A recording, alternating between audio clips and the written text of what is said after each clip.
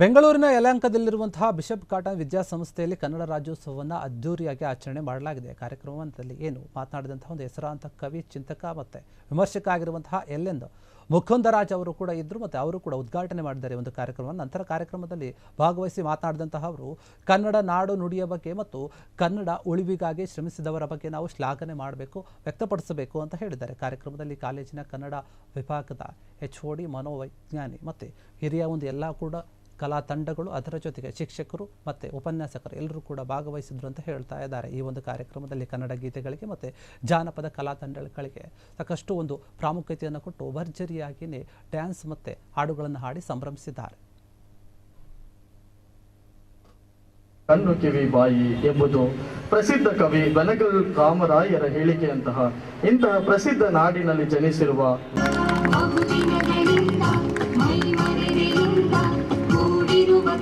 BCA ವಿದ್ಯಾರ್ಥಿನಿ ನಯನ ಅವರನ್ನು ವೇದಿಕೆಗೆ ಸ್ವಾಗತಿಸೋಣ. ವಿದ್ಯಾ ನಾಮ ನರಸ್ಯ ರೂಪಮಧಿಕಂ ಪೂಜ್ಯತೆ ನಹಿದನಂ. ವಿದ್ಯೆಯನ್ನ ರಾಜರು ಕೂಡ ಪೂಜಿಸುತ್ತಿದ್ದರು, ಧನವನ್ನಲ್ಲ. ವಿದ್ಯಾ ವಿಹೀನ ಪಶು. ರಾಜರಿಂದ ಪೂಜಿಸಲ್ಪಟ್ಟದ್ದು ವಿದ್ಯೆ, ಹಣ.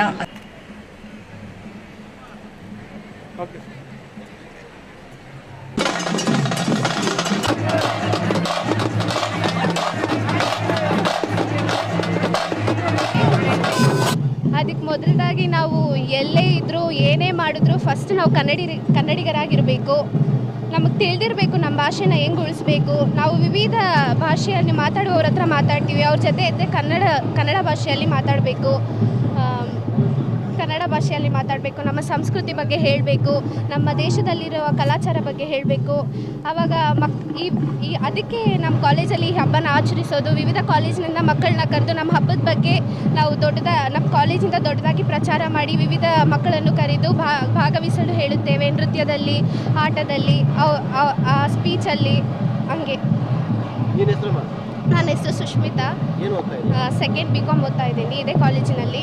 ನಿಮ್ಮೆಲ್ಲ ಇಲ್ಲ, ಇದು ಯಾವಾಗಲೂ ಅಷ್ಟೇ, ಒಂದು ತಿಳ್ಕೊಳ್ಳಿ, ಸತ್ಯ ಕೇಳೋಕ್ಕೆ ಭಾಳ ಚೆನ್ನಾಗಿರುತ್ತೆ, ಸುಳ್ಳು ಅಟ್ರ್ಯಾಕ್ಟಿವ್ ಆಗಿರ್ಬೋದು, ಆಕರ್ಷಕವಾಗಿರ್ಬೋದು, ಆದರೆ ಸತ್ಯ ವಾಸ್ತವ.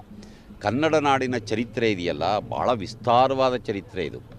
ನಮಗೆ ಏನಾಗಿದೆ, ನಮಗೆ ಚಾರಿತ್ರಿಕ ಪ್ರಜ್ಞೆ ಅಂತ ನೋಡಿ, ಚಾರಿತ್ರಿಕ ಪ್ರಜ್ಞೆನೇ ಇಲ್ಲ ಕನ್ನಡಿಗರಿಗೆ. ನಾವೇನಾಗಿದ್ದೋ, ಹಿಂದೆ ಏನಾಗಿತ್ತು, ನಮ್ಮ ಕುಟುಂಬ ಏನಾಗಿತ್ತು, ನಮ್ಮ ಊರೇನಾಗಿತ್ತು, ನಮ್ಮ ದೇಶ ಏನಾಗಿತ್ತು, ನಮ್ಮ ಭಾಷೆ ಏನಾಗಿತ್ತು, ಸಂಸ್ಕೃತಿ ಹೇಗಿತ್ತು, ಇದು ಯಾವುದ್ರ ಬಗ್ಗೆಯೂ ನಮಗೆ ಪ್ರಜ್ಞೆ ಇಲ್ಲದಲೇ ಇರುವ ಕಾರಣಕ್ಕಾಗಿ ಮತ್ತೆ ತೊಂದರೆಗಳಿಗೆ ನಾವು ಸಿಗಾಕ್ಕೊಳ್ತಾ ಇದ್ದೀವಿ.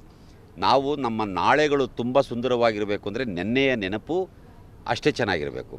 ಸೊ ಅದಕ್ಕೆ ಬಾಬಾ ಸಾಹೇಬ್ ಅಂಬೇಡ್ಕರ್ ಎಷ್ಟು ಚೆನ್ನಾಗಿ ಹೇಳ್ತಾರೆ ಅಂದರೆ, ಯಾರು ಚರಿತ್ರೆಯನ್ನು ಮರೆಯುತ್ತಾರೋ ಅವರು ಚರಿತ್ರೆಯನ್ನು ನಿರ್ಮಿಸಲಾರರು ಅನ್ನೋ ಮಾತನ್ನು ಹೇಳ್ತಾರಲ್ಲ. ಇದೇ ಕಾರಣಕ್ಕಾಗಿ ಕನ್ನಡ ನಾಡಿನ ಚರಿತ್ರೆ ನಿಮ್ಗೆ ಅಶೋಕನ ಕಾಲಕ್ಕೆ ಹೋಗುತ್ತೆ. ಅಶೋಕನಂಥ ಒಬ್ಬ ಚಕ್ರವರ್ತಿ ಇಲ್ಲಿ ಬರ್ತಾನೆ ಅಂತಂದರೆ ಯೋಚನೆ ಮಾಡಬೇಕು ಕನ್ನಡದ ಸಂಸ್ಕೃತಿ ಹೇಗಿತ್ತು ಆ ಕಾಲದಲ್ಲಿ. ಆದರೆ ಅದು ಯಾವುದೂ ದಾಖಲಾಗಲಿಲ್ಲ.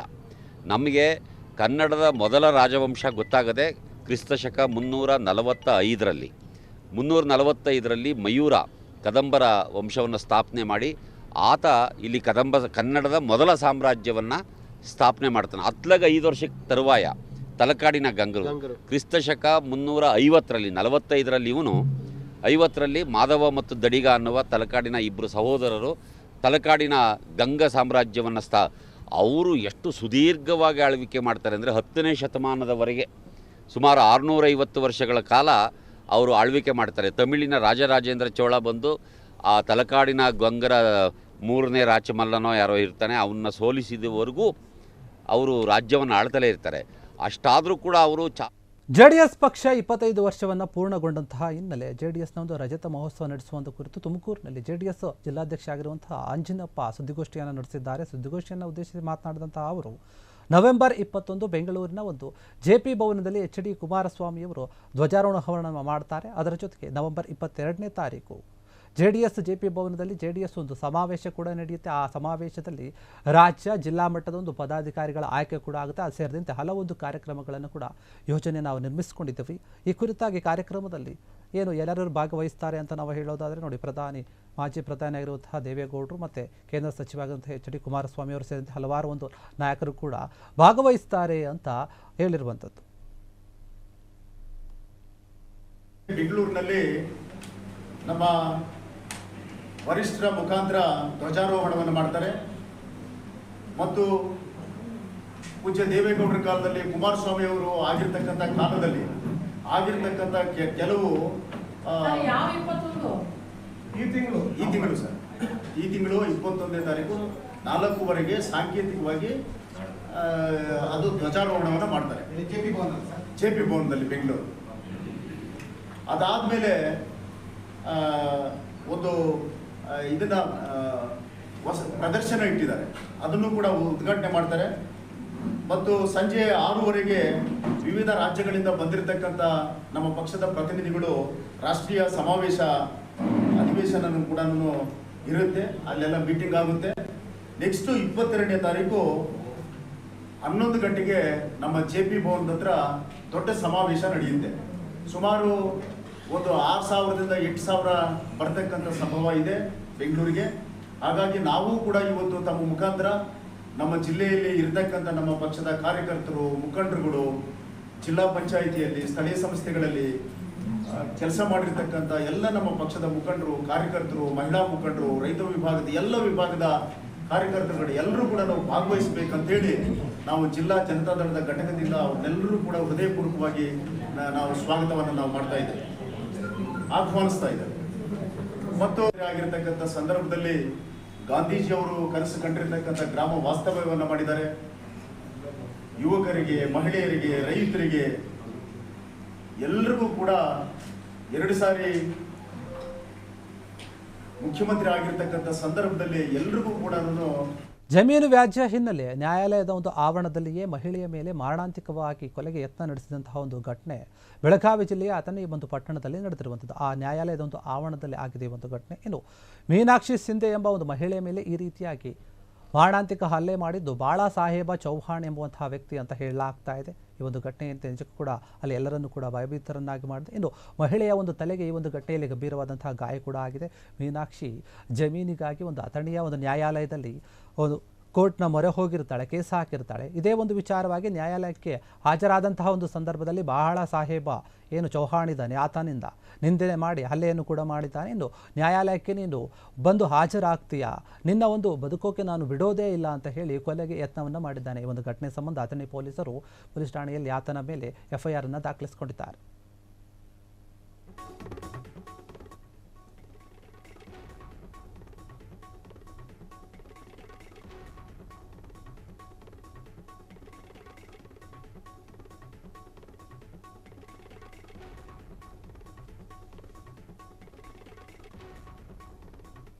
ಶಿಡ್ಲಘಟ್ಟಕ್ಕೆ ನವೆಂಬರ್ 24ರಂದು CM ಸಿದ್ದರಾಮಯ್ಯವರು ಏನು ಬರ್ತಾ ಇದ್ದಾರೆ, ಆ ಒಂದು ಹಿನ್ನೆಲೆ ಶಾಸಕ BN ರವಿಕುಮಾರ್ ಅವರ ಒಂದು ಸ್ವಗೃಹದಲ್ಲಿ ಪೂರ್ವಭಾವಿ ಸಭೆಯನ್ನು ಮತ್ತು ಪತ್ರಿಕಾಗೋಷ್ಠಿಯನ್ನು ಕೂಡ ನಡೆಸಿದ್ದಾರೆ. ಹೈಟೆಕ್ ರೇಷ್ಮೆ ಒಂದು ಮಾರುಕಟ್ಟೆ ಮತ್ತು ಅದರ ಜೊತೆಗೆ ವಿವಿಧ ಒಂದು ಅಭಿವೃದ್ಧಿ ಕಾಮಗಾರಿಗಳಿಗೆ ಚಾಲನೆ ನೀಡುವ ಒಂದು ಉದ್ದೇಶದಿಂದ CM ಸಿದ್ದರಾಮಯ್ಯ ಅವರು ಬರ್ತಾ ಇದ್ದಾರೆ. ಪಕ್ಷದ ಒಂದು ಮುಖಂಡರು ಹಾಗೂ ಕಾರ್ಯಕರ್ತರು ಕೂಡ ಈ ಒಂದು ಸಭೆಯಲ್ಲಿ ಹೆಚ್ಚಿನ ಸಂಖ್ಯೆಯಲ್ಲಿ ಭಾಗವಹಿಸಿದ್ರು. ಮತ್ತು CM ಸಿದ್ದರಾಮಯ್ಯ ಅವರು ಬರುವಂತಹ ದಿನದಲ್ಲಿಯೂ ಕೂಡ ಕಾರ್ಯಕರ್ತರು ಮತ್ತು ಮುಖಂಡರು ಹೆಚ್ಚಿನ ಸಂಖ್ಯೆಯಲ್ಲಿ ಭಾಗವಹಿಸಬೇಕು ಅಂತ ಅವರು ಹೇಳಿದ್ದಾರೆ. JDS ಶಾಸಕ ಆಗಿರುವಂತಹ BN ರವಿಕುಮಾರ್ ಅವರ ಒಂದು ಸ್ವಗೃಹದಲ್ಲಿ ಏನು ನಡೆದಂತಹ ಒಂದು ಪೂರ್ವಭಾವಿ ಸಭೆಯಲ್ಲಿ ಶಿಡ್ಲಘಟ್ಟ ಅಭಿವೃದ್ಧಿಗೆ ಒಟ್ಟು 680 ಕೋಟಿ ರೂಪಾಯಿ ಒಂದು ವೆಚ್ಚದಲ್ಲಿ ಅಭಿವೃದ್ಧಿ ಕಾರ್ಯಕ್ರಮಗಳು ನಡೆಯುತ್ತೆ. ಕಾಮಗಾರಿಗಳಿಗೆ CM ಸಿದ್ದರಾಮಯ್ಯ ಅವರು ಚಾಲನೆ ನೀಡುತ್ತಾರೆ. 200 ಕೋಟಿ ಏನಿದೆ ಮೊತ್ತದ ಒಂದು ಹೈಟೆಕ್ ಮಾರುಕಟ್ಟೆಯನ್ನು ಅದನ್ನು ಕೂಡ ನಿರ್ಮಾಣ ಮಾಡ್ತಾ ಇದ್ದಾರೆ, ಅದಕ್ಕೆ ಶಂಕುಸ್ಥಾಪನೆ ಮಾಡೋಕೆ ಬರ್ತಾ ಇದ್ದಾರೆ. ನಾವೆಲ್ಲರೂ ಕೂಡ ಅವರಿಗೆ ಸಾಥ್ ನೀಡಬೇಕು ಅಂತ ಹೇಳಿ ಅವರು ಸಭೆಯಲ್ಲಿ ಮಾತನಾಡಿದ್ದಾರೆ. JV ಸದಾಶಿವರವರಿಗೆ ತಮ್ಮೆಲ್ಲರ ಮುಖ್ಯ ನಾನು ಸ್ವಾಗತವನ್ನು ಕೊಡ್ತಾ ಇದ್ದೇನೆ.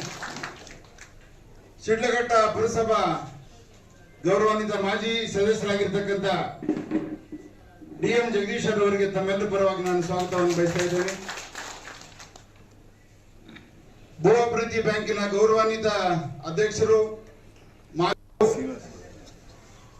ಗೌರವಾನ್ವಿತ 24/11/2025 ನಮ್ಮ ಚಿಕ್ಕಬಳ್ಳಾಪುರ ಜಿಲ್ಲೆಯ 5 ವಿಧಾನಸಭಾ ಕ್ಷೇತ್ರಗಳಿಗೆ ಸಂಬಂಧಪಟ್ಟಂತೆ ಇವತ್ತು ನಮ್ಮ ಶಿಡ್ಲಘಟ್ಟ ವಿಧಾನಸಭಾ ಕ್ಷೇತ್ರದಲ್ಲಿ ನಮ್ಮ ಶಿಡ್ಲಘಟ್ಟ ನಗರ ಪಕ್ಕದಲ್ಲಿ ಇವತ್ತು ಹನುಮಂತಪುರ ಗ್ರಾಮದ ಸರ್ವೆ ನಂಬರ್ 19ರಲ್ಲಿ ನಮ್ಮ ರೇಷ್ಮೆ ಇಲಾಖೆ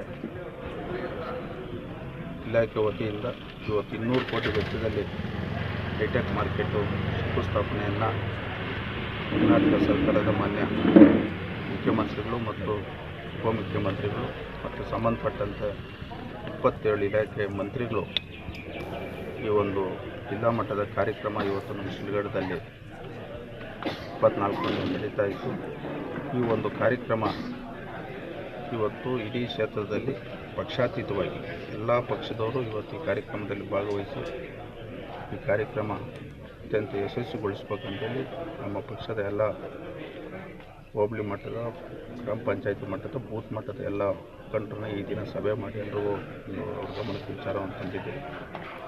ಇವತ್ತು ನಮ್ಮ ಕ್ಷೇತ್ರ ಶಿಡ್ಲಘಟ್ಟ ವಿಧಾನಸಭಾ ಕ್ಷೇತ್ರಕ್ಕೆ ಸಂಬಂಧಪಟ್ಟಂಗೆ ಸುಮಾರು 680 ಕೋಟಿ ವೆಚ್ಚದಲ್ಲಿ ಇವತ್ತು ಹೈಟೆಕ್ ಮಾರ್ಕೆಟ್ದು ಸುಮಾರು 200 ಕೋಟಿ ವೆಚ್ಚ ಮತ್ತು ಶಿಡ್ಲಘಟ್ಟ ನಗರಕ್ಕೆ 93 ಕೋಟಿ ವೆಚ್ಚದಲ್ಲಿ ಇವತ್ತು ಅಮೃತ ಯೋಜನೆ ಅಡಿಯಲ್ಲಿ 12,800 ಮನೆಗೆ ಕುಡಿಯೋ ನೀರು ಕೊಡ್ತಕ್ಕಂಥದ್ದು ಮತ್ತು ಪ್ರತಿ ಮನೆಗೆ ಯುಜಿಡಿ ಕೊಡ್ತಕ್ಕಂಥ ಕ್ಷಣ ಕ್ಷಣದ ಸುದ್ದಿಗಳಿಗಾಗಿ ಫ್ರೀಡಂ ಟಿವಿ ಸಬ್ಸ್ಕ್ರೈಬ್ ಮಾಡಿ, ಲೈಕ್ ಮಾಡಿ ಹಾಗೂ ಫಾಲೋ ಮಾಡಿ. ಹೊಸ ಸುದ್ದಿಗಳ ನೋಟಿಫಿಕೇಶನ್ಗಾಗಿ ಬೆಲ್ ಐಕಾನ್ ಮೇಲೆ ಕ್ಲಿಕ್ ಮಾಡಿ.